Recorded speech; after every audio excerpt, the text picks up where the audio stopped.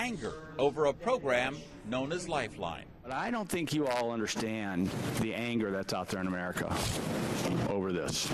A government giveaway which provides free cell phones for people who already receive federal benefits, paid for by a charge on your cell phone bill, which some say has simply grown out of control.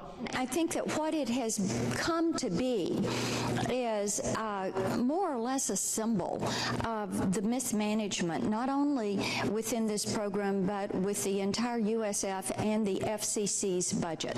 But as Congress debates how to fix it, a whistleblower says the program is so rife with abuse, it may be beyond repair. Instead of me going out and meeting people and getting their assistance card and their ID and putting all their information in correctly and then giving them a phone, she wanted me to use a phone book. We have disguised her identity for her own protection. Her story starts after she was laid off last year, desperate for work, and she took a part-time job giving away free cell phones. Her pay, $2.50 per phone. My quota was $50 a day. But soon after she began, there was a lot of pressure to do more. If you don't move these phones fast enough, I'm going to have to let you go. Even 50 phones per day was not enough. That was really bad, and she was really angry. And with that pressure, a plan to unload phones faster, which would change everything. She was like, look, this is what you need to do.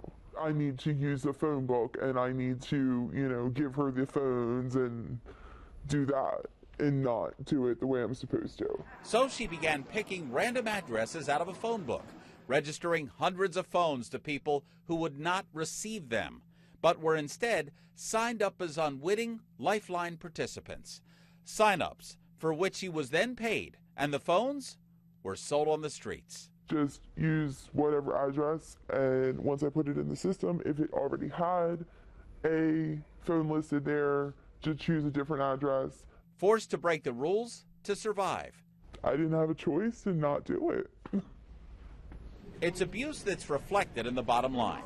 From 2008 to 2012, 4 short years, Lifeline's price tag has swelled from $800 million to $2.2 billion. And Maryland is one of the biggest contributors to the rising costs. The greatest increase in Lifeline subscribership was in the state of Maryland.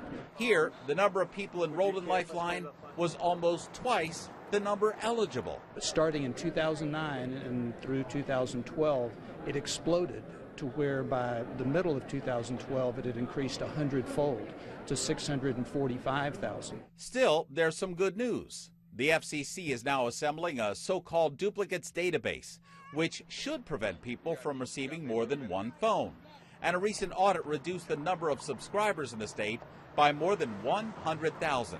Still, people who have seen this program from the inside say reform will not be easy. Seriously, it was like a sweatshop of them set up doing all these phones. A well-intended idea maybe, but it is simply grown out of control. I knew that it was wrong,